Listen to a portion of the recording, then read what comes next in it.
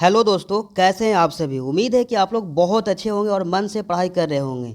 दोस्तों, मैं इस वीडियो में बात करने वाला हूं क्लास 10 के फिजिक्स का चैप्टर 6 का ऑब्जेक्टिव का, जो कि ऑब्जेक्टिव का ये पार्ट 1 है इस चैप्टर के लिए। तो आप लोग वीडियो में अंत तक बने रहिएगा। यदि जो वीडियो पसंद आता है तो इस वीडियो को ऊपर एक लाइक कर दीजिएगा और अपने फ्रेंड के बीच शेयर कर दीजिएगा।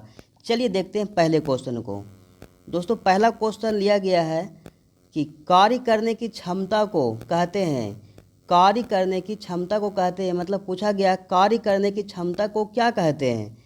तो ऑप्शन है बल, शक्ति, ऊर्जा, ईंधन। तो दोस्तों, इस क्वेश्चन का सही आंसर हो जाएगा ऑप्शन सी, ऊर्जा। कार्य करने की क्षमता को ऊर्जा कहते हैं। अब देख लीजिए बल के बारे में, है ना। बल क्या है तो बोलिएगा किसी भी वस्तु को ढकेलने और, है ना, ढकेलना और खींचना ही बल कहलाता है। क्या बोला, फिर से सुन लीजिए। किसी वस्तु को ढकेलना और खींचना ही बल कहलाता है। शक्ति के बारे में देखते हैं।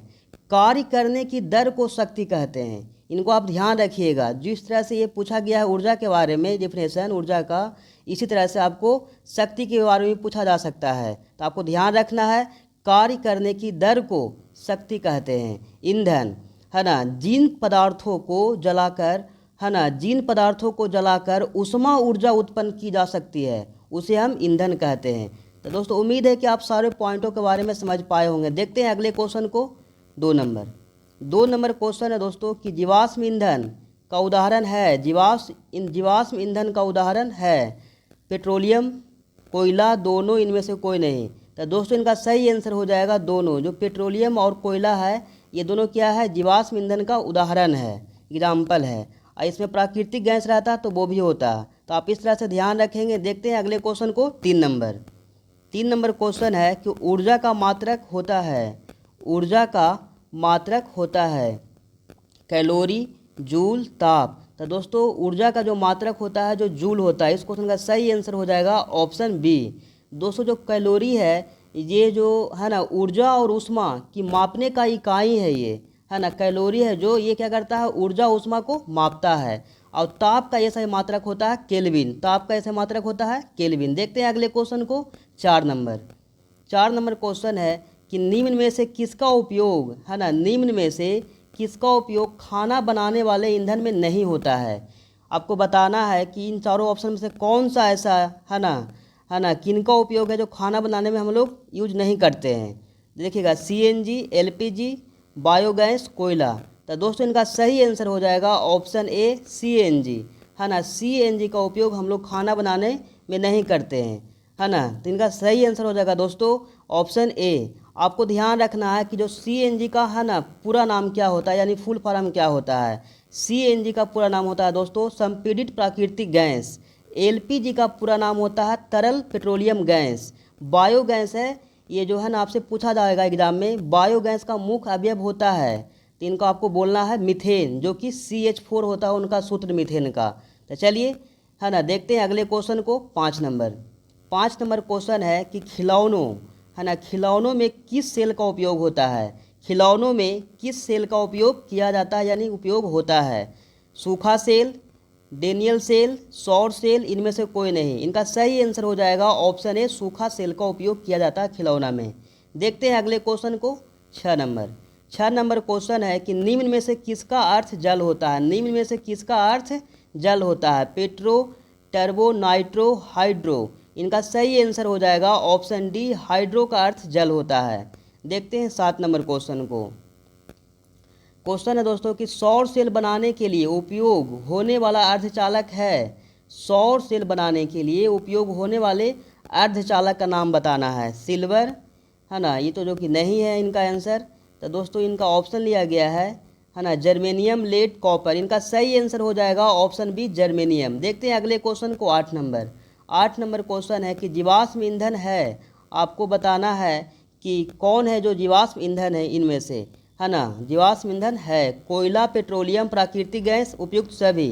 तो दोस्तों, इनका सही आंसर हो जाएगा ऑप्शन डी, उपयुक्त सभी। मतलब इनमें से जो सभी है ना, कोयला, पेट्रोलियम, प्राकृतिक गैस है, जो क्या है, ये जीवाश्म ईंधन है। इसलिए इनका सही आंसर हो जाएगा ऑप्शन डी। देखते हैं अगले क्वेश्चन को। 9 नंबर क्वेश्चन है कि किस देश को, है ना, किस देश को पवनों का देश कहा जाता है। जर्मनी को, भारत को, डेनमार्क, चीन। इनका सही आंसर हो जाएगा ऑप्शन सी, डेनमार्क को पवनों का देश कहा जाता है। देखते हैं अगले क्वेश्चन को, 10 नंबर। आप लोग वीडियो में बन रहिएगा अंत तक। यदि जो वीडियो पसंद आ रहा है तो इस वीडियो को अपने फ्रेंड के भी शेयर कर दीजिए। क्वेश्चन है दोस्तों कि बायोगैस का मुख्य अवयव निम्नलिखित में कौन है? Carbon dioxide, hydrogen, methane. तो दोस्तों इनका सही आंसर हो जाएगा ऑप्शन सी, है ना। बायोगैस का प्रमुख अवयव होता है मीथेन, जो कि मीथेन का सूत्र होता है CH4, है ना, CH4। देखते हैं अगले क्वेश्चन को, 11 नंबर। 11 नंबर क्वेश्चन है दोस्तों कि सौर सेल बनाने के लिए, है ना, 11 नंबर क्वेश्चन है सौर सेल बनाने के लिए उपयोग में लाए जाने वाला पदार्थ का नाम बताना है ना। कार्बन, सिलिकॉन, दोनों, इनमें से कोई नहीं।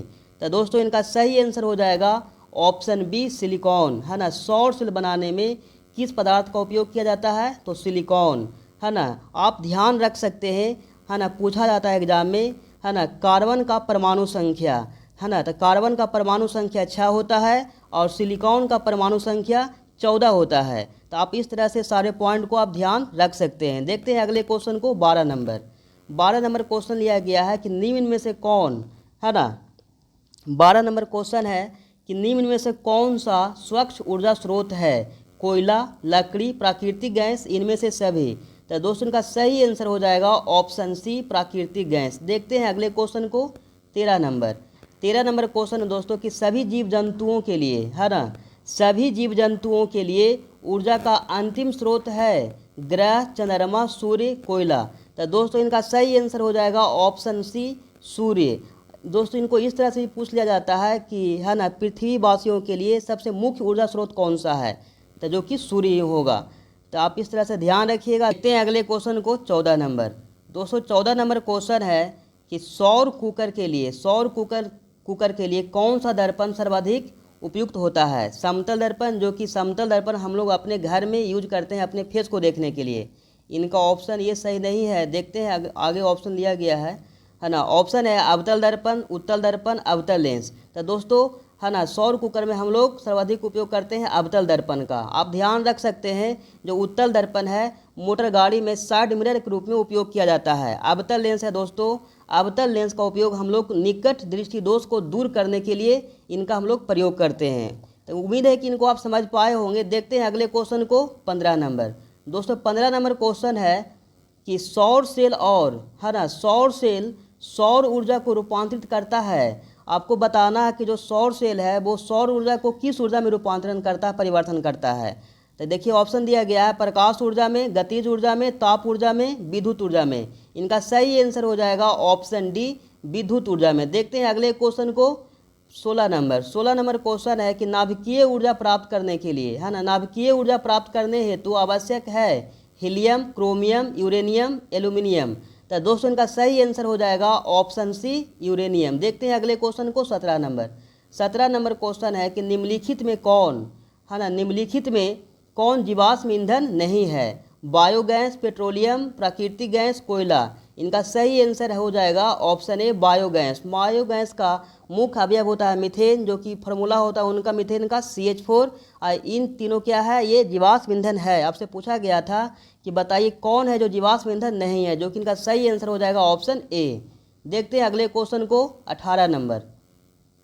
18 नंबर क्वेश्चन है कि अनवीकरणीय ऊर्जा, अनवीकरणीय ऊर्जा है महासागरीय ऊर्जा, सौर ऊर्जा, कोयला से प्राप्त ऊर्जा, पवन ऊर्जा। इनका सही आंसर हो जाएगा दोस्तों ऑप्शन सी, कोयला से प्राप्त ऊर्जा। ये क्या है? अनवीकरणीय है। देखते हैं अगले क्वेश्चन को, 19 नंबर। 19 नंबर क्वेश्चन है कि, है ना, नरौरा नाभिकीय विद्युत संयंत्र किस राज्य में स्थित है? राजस्थान, महाराष्ट्र, गुजरात, उत्तर प्रदेश। इनका सही आंसर हो जाएगा ऑप्शन बी, महाराष्ट्र। ये महाराष्ट्र में, है ना, स्थित है। देखते हैं अगले क्वेश्चन को, जो कि इस वीडियो का ये लास्ट क्वेश्चन होगा, है ना, 20 नंबर। 20 नंबर क्वेश्चन है दोस्तों कि ग्लोबल, है ना, ग्लोबल वार्मिंग के लिए उत्तरदायी गैस है, ग्लोबल वार्मिंग के लिए उत्तरदायी गैस है oxygen, ammonia, carbon dioxide, nitrogen. तो दोस्तों इनका सही आंसर हो जाएगा ऑप्शन सी, कार्बन डाइऑक्साइड, जो कि इनका सूत्र होता है CO2। तो आप इनको ध्यान रखिएगा। उम्मीद है कि आप लोग को ये वीडियो पसंद आया होगा।